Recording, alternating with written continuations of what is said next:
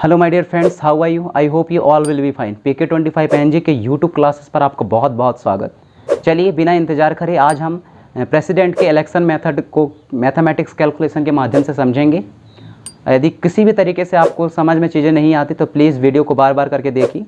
मैं सारे एक चीज़ों को, जिसमें विधायक का मतमूल कैसे निकाला जाता है, मेंबर ऑफ पार्लियामेंट की मतमूल कैसे निर्धारित की जाती है, वोट वैल्यू कैसे निर्धारित की जाती है, साथ ही किस तरीके से राष्ट्रपति की जो इलेक्शन है उसमें वोटों का डिवीज़न होता है, किस तरीके से ये बढ़ते हैं, वरीयता क्रम क्या होती है, वरीयता क्रम में जो कम वोट, जो सबसे ज़्यादा वोट, सीधी सी बात है कि जो राष्ट्रपति चुनाव में जो सबसे ज़्यादा वोट लेके आता है फर्स्ट राउंडिंग में वो राष्ट्रपति नहीं बनता, जबकि वो व्यक्ति राष्ट्रपति बनता है जो निश्चित कोटा को प्राप्त कर लेता है।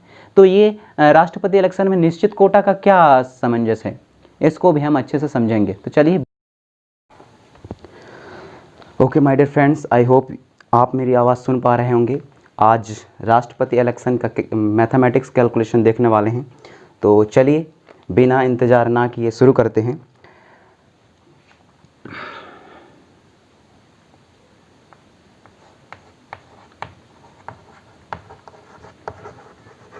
प्रेसिडेंट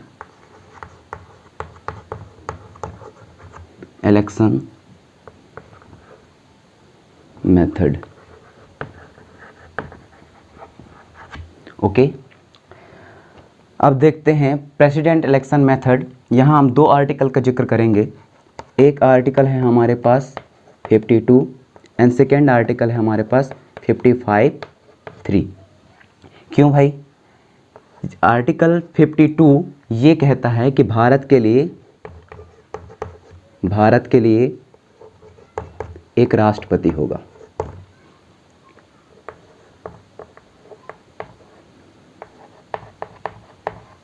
राष्ट्रपति होगा। यही आर्टिकल 55(3) बताता है कि राष्ट्रपति के इलेक्शन में वो कौन लोग हैं जो शामिल होंगे, यानी कि वो किसके बारे में बात करता है? इलेक्टोरल कॉलेज के बारे में बात करता है। इलेक्टोरल कॉलेज किसको बोला जाता है भैया?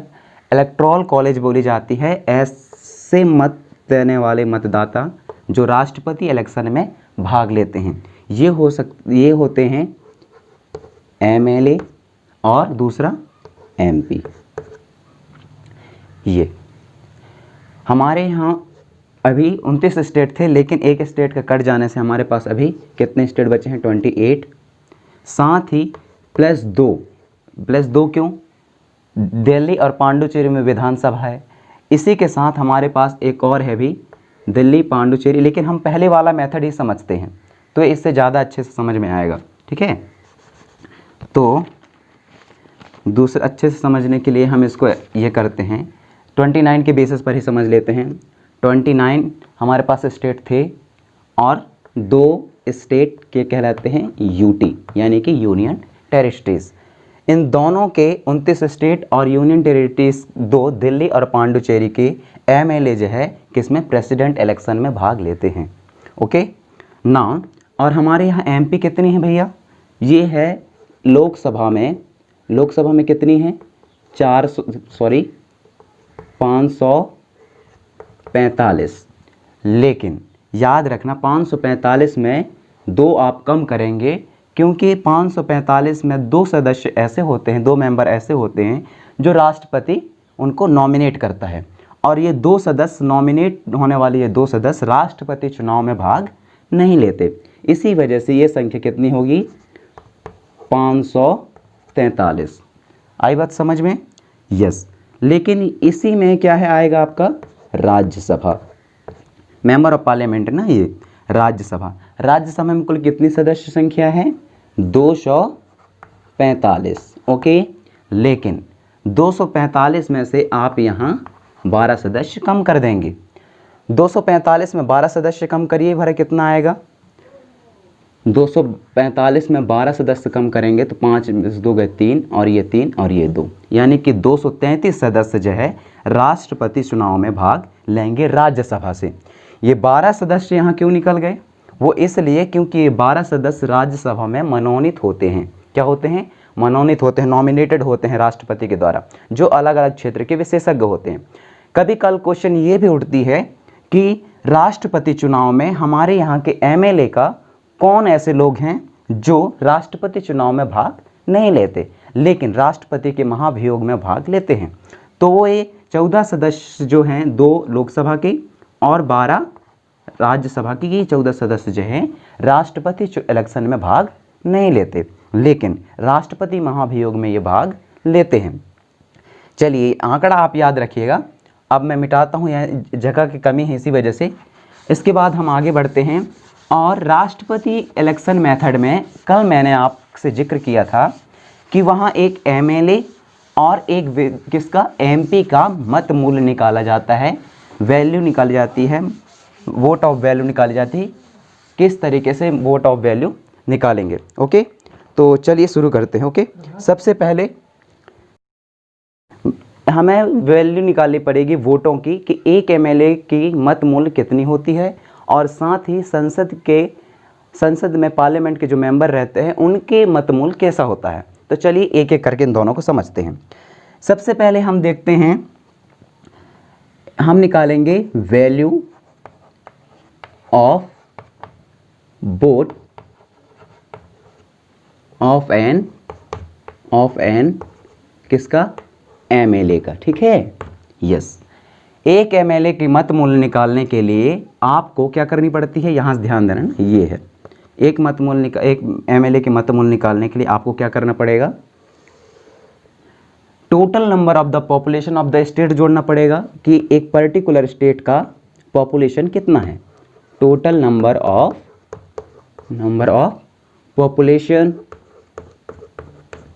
Population of particular state, okay, particular state, yes exact. और बाद में इसको किससे भैया, उस स्टेट के विधानसभा सीटें कितनी हैं। जैसे हमारे यहाँ मध्य प्रदेश में हमारे विधानसभा की कितनी सीटें हैं, 230, यानी कि हम बोलेंगे number of legislative seat in particular state, okay, yes.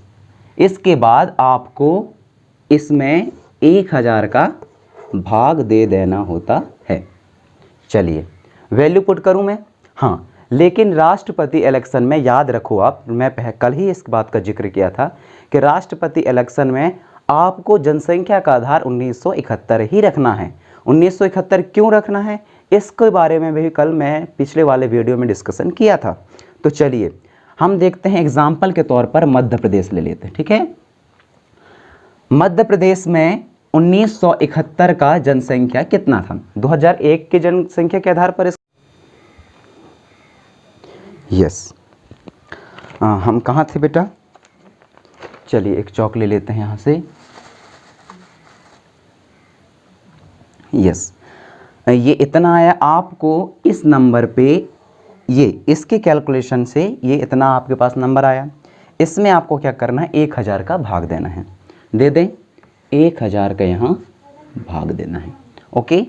ये 1000 का जैसे ही हम भाग देंगे तो आपके सामने ये उत्तर आएगी करीब करीब कितना, 130.50, ओके। ये आपका एक विधायक का नहीं, पूरे मध्य प्रदेश में सभी एमएलए की टोटल वैल्यू निकल आई, ओके। अब इसको मिटाते हैं, नेक्स्ट देखेंगे।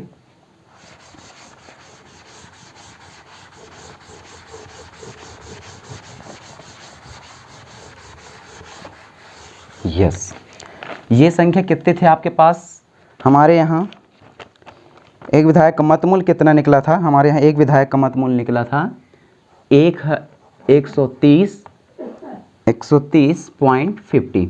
तो आप नॉर्मली इसको ये मान ली, अप्रॉक्सीमेटली मान ली 130 ही, ओके। हमारे यहाँ 130 हो गया। हमारे यहाँ कितने विधानसभा सीट हैं, हमारे यहाँ टोटल विधानसभा सीटों की संख्या कितनी है, 230। अब इन दोनों को आप गुणा कर दीजिए। जैसे ही आप गुणा करेंगे तो आपके सामने ये आंकड़ा 29,000 कितना 900 के आसपास आएगी, 29,900।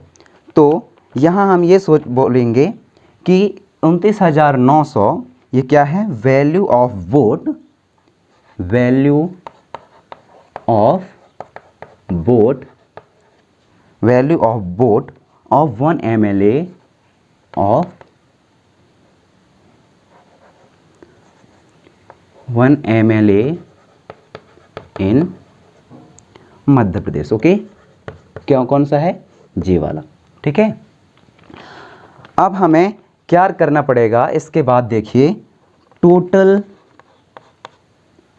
Total value of MLA in 29 state plus 2 UT। ठीक है, ये कितना आएगा आपको कैलकुलेट करना पड़ेगा। जिस तरीके से हमने मध्य प्रदेश की वैल्यू ऑफ वोट निकाला MLA की, उसी तरीके से हम 29 राज्यों का अलग अलग निकालेंगे। साथ ही 2 ये केंद्र शासित प्रदेश दिल्ली और पांडुचेरी का भी हम विधायकों का MLA का मतमूल निकालेंगे। अब हम देखते हैं, आगे बढ़ते हैं और देखते हैं एक सांसद का मतमूल किस तरीके से निकाला जाता है। एक MP के मतमूल किस तरीके से हम निकालेंगे। ठीक है, यस। एक सांसद का मतमूल निकालने के लिए आपको, चलिए देखते हैं, value of vote of an MLA का तो निकाल लिया, हम निकालेंगे अब MP का, मेंबर ऑफ पार्लियामेंट के सांसद की मतमूल कैसे निर्धारित की जाती है। ठीक है, इसके लिए आपको करना पड़ेगा क्या? एक सांसद का मतमूल निकालने के लिए आपको किससे? 29 स्टेटों की, यानी कि total value of vote of all MLA in the country. Okay, इसको आपसे किसके साथ डिवाइड करना पड़ेगा? इसको आपको डिवाइड करना पड़ेगा टोटल नंबर ऑफ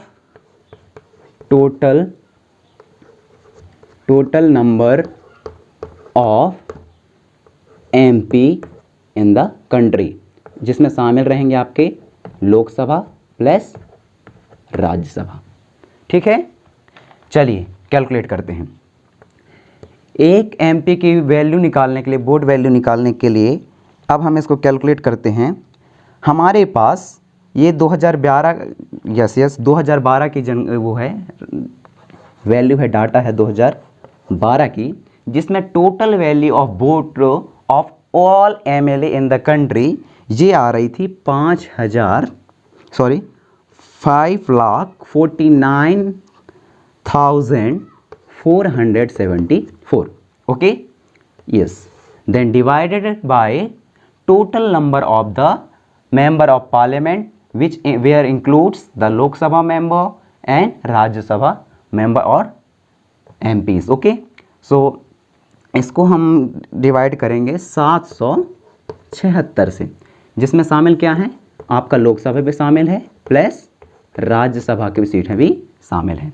चलिए इसको डिवाइड करते हैं। जैसे ही आप डिवाइड करोगे आंकड़ा ये आएगा 708 का। ठीक है, 708 का जो आंकड़ा आया, इसको आपको total MP in the country, हमारे यहाँ टोटल कितने हैं, आपको इसको गुणा करना पड़ेगा total number of MP in the country. Okay, कितना है आपके पास? 776 मल्टीप्लाई जो आपके ये वाले नंबर आई, जो वैल्यू आई, इसको आप 776 के साथ क्या करोगे? मल्टीप्लाई करोगे। कर दें 708। जब इसका कैलकुलेशन करोगे तो ये नंबर आपके सामने आता है 5,49,408। Okay, yes.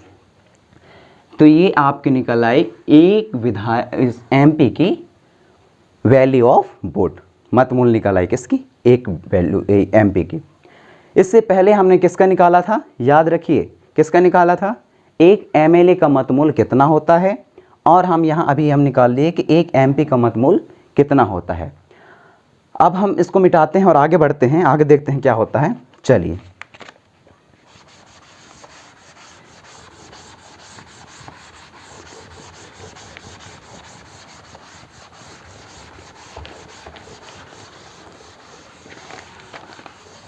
यस ओके, अब देखते हैं टोटल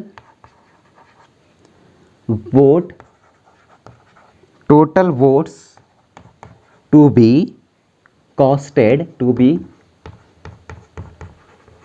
कॉस्टेड फॉर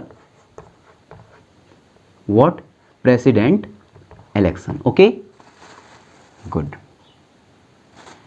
देखिए तो हम क्या करेंगे भैया, कितना वोट अलॉटेड होंगे, इसके लिए हम क्या करेंगे, आपके सामने जो मध्य ये इसका एमपी के वोट वैल्यू जो निकली थी उसको आपको किसके साथ, ठीक है, कहाँ थे, to be total vote to be casted for president election. Okay, क्या करना पड़ेगा आपको, क्या बोला हमें कि एक एमएलए की जो मत मूल्य निकली थी जितना, और जितना हमारे पास मत एमपी यानी कि सांसद का मत, पार्लियामेंट मेंबर का मत मूल्य निकला था, उन दोनों को जोड़ेंगे।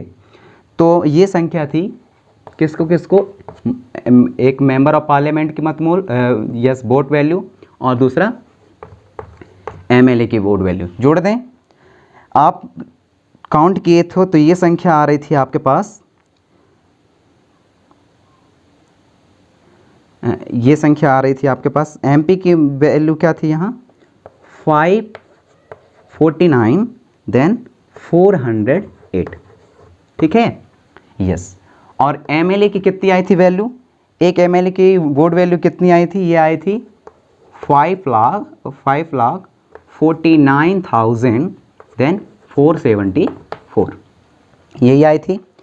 इन दोनों को यदि जोड़ें तो ये संख्या आपके सामने उभर के आती है 10,98,882, ठीक है। तो ये आपका क्या निकल आए, दोनों को यदि योग कर दें इलेक्टोरल कॉलेज की वोट वैल्यू निकल के आ गई। क्यों, क्योंकि इसी में क्या शामिल है, एक एमपी यानी कि मेंबर ऑफ पार्लियामेंट की वोट वैल्यू शामिल है, साथ ही इसमें एमएलए यानी कि मेंबर ऑफ लेजिस्लेटिव असेंबली के वोट वैल्यू शामिल है, ठीक है।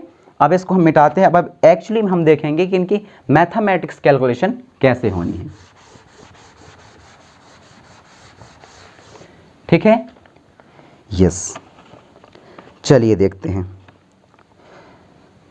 मान लीजिए कि पूरे टोटल यदि हम बात करें तो जितने भी वोट देने वाले लोग हैं वो 15,000 के आसपास हो रहे हैं, ठीक है। ये प्रेसिडेंट इलेक्शन में 4 मेंबर प्रत्याशी खड़े हुए, वो हैं ए, बी, सी और डी। अब क्या समझना है, 4 मेंबर खड़े हुए प्रेसिडेंट इलेक्शन के लिए, लेकिन इन 1500 का आंकड़ा जो है इन्हीं 4 प्रत्याशियों में डिवाइड होना है। लेकिन प्रेसिडेंट के इलेक्शन में जैसे यहाँ से 15,000 में से 15,000 में से एक आप ले लीजिए, एमएल हो या एमपी हो, एक ले लीजिए, ये एक एमएलए या एमपी चारों कैंडिडेट को, ए को, बी को, सी को और डी को, चारों कैंडिडेट को ये वोट देगा, लेकिन प्रेफरेंसेस के बेसिस पर, वरीयता क्रम के बेसिस पर। मतलब कि ये एक एमपी है, ये फर्स्ट चॉइस किसको करता है, जैसे इसकी फर्स्ट चॉइस है कि वो चाहता है कि मैं फर्स्ट में मैं वोट करूँ, वरीयता क्रम में दूँ, तो मैं चाहता हूँ कि ये ए नंबर जो है क्या बने, प्रेसिडेंट बने। लेकिन ए नंबर वाला प्रेसिडेंट नहीं बनता, तब ये जो एमपी है यह सोचता है कि यदि ए वाला नहीं बन पाता तो मेरा सेकेंड प्रेफरेंसेस किसको रहेगा, मेरा सेकेंड प्रेफरेंसेस रहेगा सी को। लेकिन सी वाला भी कहीं कारण बस राष्ट्रपति नहीं बन पाया, प्रेसिडेंट नहीं बन पाया, तो ये सोचता है कि मेरा थर्ड प्रेफरेंस किसको रहेगा, बी को, ठीक है। थर्ड, फर्स्ट इसको प्रेफरेंस दिया था वरीयता क्रम में, सेकेंड नंबर पे इसको दिया था और थर्ड नंबर पे इसको दिया था, ठीक है। और चौथे नंबर पे प्रेफरेंसेस किसको दे रहा है, ये डी को। लेकिन ज़्यादातर इलेक्शन मेथड पे चौथे तक आ ही नहीं पाता, थर्ड में ही रिजल्ट डिक्लेयर हो जाती है। ठीक है, चलिए देखते हैं किस तरीके से डिवाइड होंगे।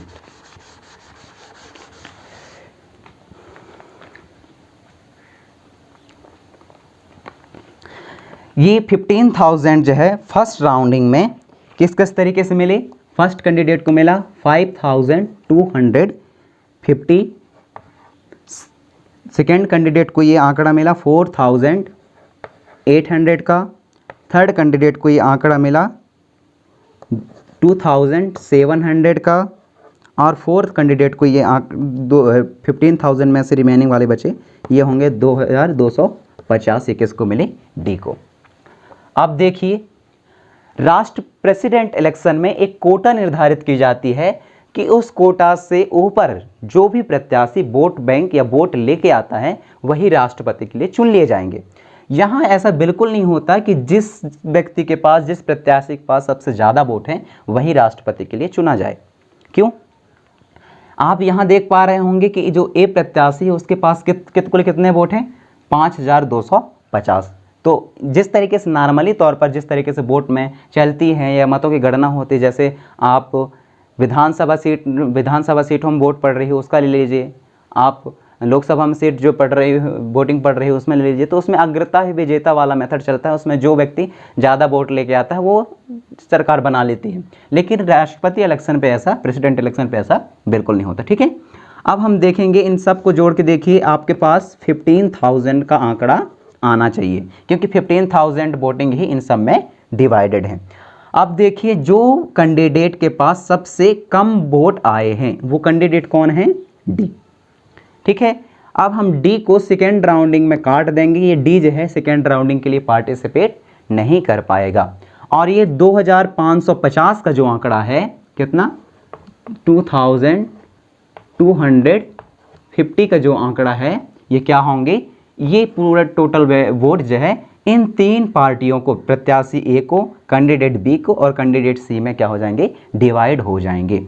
यानी कि सेकेंड राउंडिंग को देखें तो सेकेंड राउंडिंग में जो ये वोट था, एक मिनट, सेकेंड राउंडिंग के जानने से पहले हम इनका कोटा जान लेते हैं।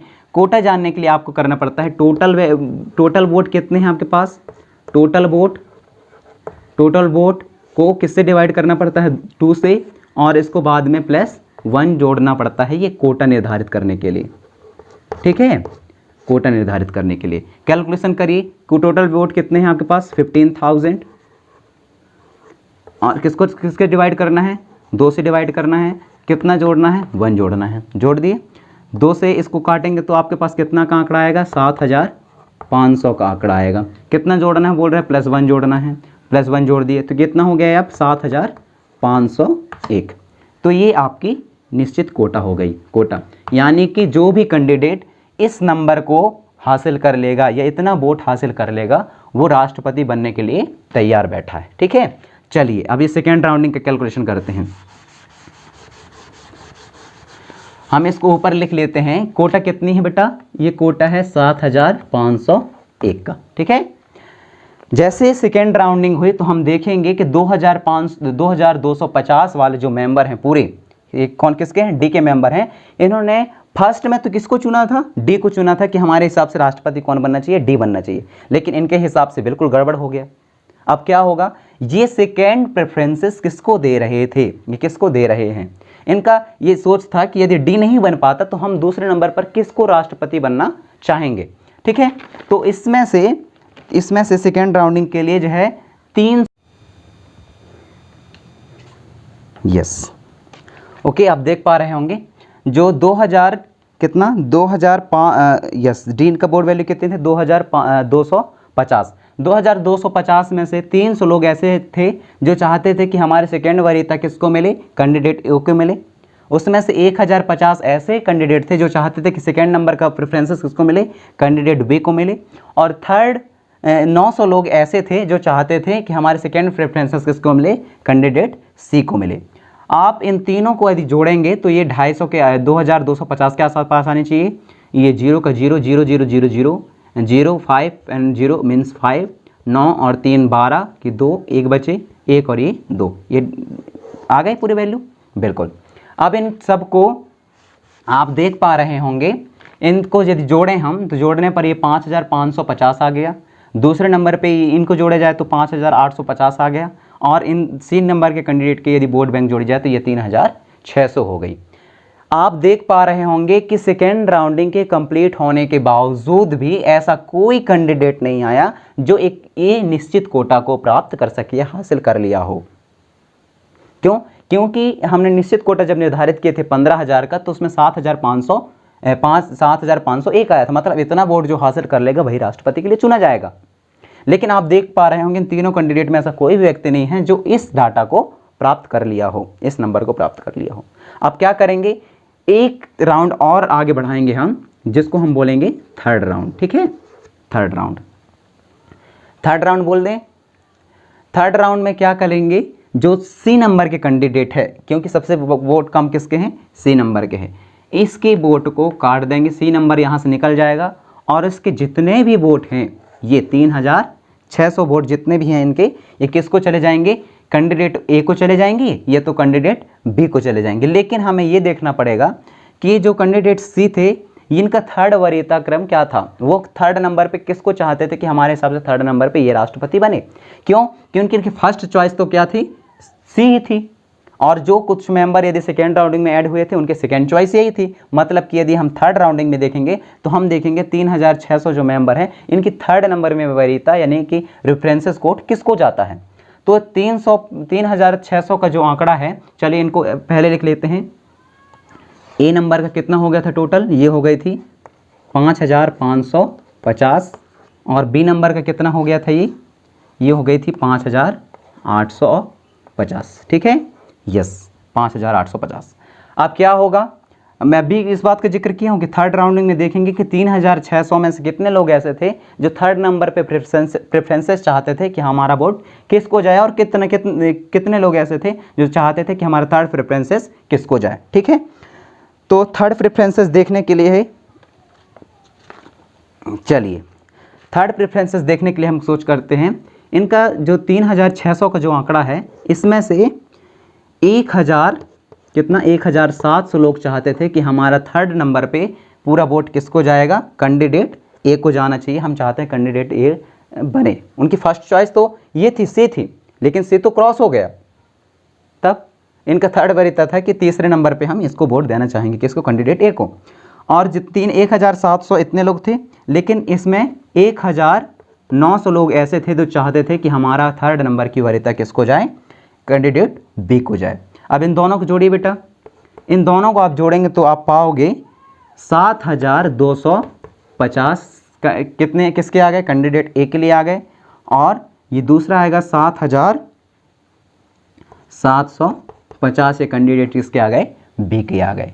ठीक है, अब आप देख पा रहे होंगे। ठीक है, इन दोनों को जोड़ने पर इतने आने चाहिए, बिल्कुल आएगा ये 3600 का आंकड़ा। आप देख पा रहे होंगे कि इन दोनों कैंडिडेट में ये कैंडिडेट ए की वोट है और ये कैंडिडेट बी की वोट है। जब फर्स्ट में हम डाटा देख रहे तो हमें लग रहा था कि जो कैंडिडेट ए है वही राष्ट्रपति बनेगा, लेकिन चौंकाने वाली बात सामने आई जब हम इसको कैलकुलेशन किए, तब जाकर के पता चला कि जो 7750 कौन है, ये कैंडिडेट बी, और ये निश्चित कोटा से, देखो ये निश्चित कोटा कितना है, ये निश्चित कोटा से 49 वोट क्या है, 501 है, ये कितना है 701, 700, यस। अभी भी निश्चित कोटा से कितना, ये इस निश्चित कोटा आपके पास कितना है 7501, लेकिन ये कितना हासिल करके लेके आ गया है अब 7750, यानी कि जो बी कैंडिडेट है वह राष्ट्रपति के लिए चुन लिया जाएगा, और एक कैंडिडेट जो है यहाँ रिजेक्ट हो जाएगी। इसके कोई मतलब नहीं है, क्योंकि जो निश्चित कोटा था वो तो बी ने प्राप्त कर लिया, यानी कि बी कैंडिडेट क्या हो जाएगा, एबल हो जाएगी, able to become what, president. Okay, yes, I hope आप लोगों को समझ में आया होगा कि किस तरीके से कैलकुलेशन करनी है। कोई भी स्टेप समझ में नहीं आई हो तो प्लीज़ पॉज करके वीडियो को और बार बार देखिए, समझ में आ जाएगा आपको। ठीक है, इसके अगले वीडियो में हम बात करेंगे राष्ट्रपति की शपथ की, राष्ट्रपति की शक्तियों के बारे में, और राष्ट्रपति के कार्यकाल के बारे में, और राष्ट्रपति के यस इमरजेंसी पावरों के बारे में बात करेंगे। तब तक आप सब अपना ख्याल रखिए, आप हमारे साथ जुड़े इसके लिए आपको बहुत बहुत धन्यवाद। Thank you. मिलते हैं नेक्स्ट वीडियो में। Okay, good.